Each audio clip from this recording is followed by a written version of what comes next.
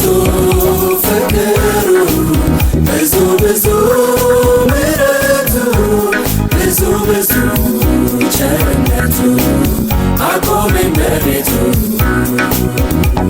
ብዙ ብዙ ፍቅሩ ብዙ ብዙ ምሕረቱ ብዙ ብዙ ቸርነቱ አቆመኝ በቤቱ ጌታ ብዬ የምጠራው አዲስ ቀን የምገኘው እግሬን ጸንቶ የቆመው በእኔ አይደለም በእርሱ ነው። ምሕረቱ ብዙ ነው ብዙ ብዙ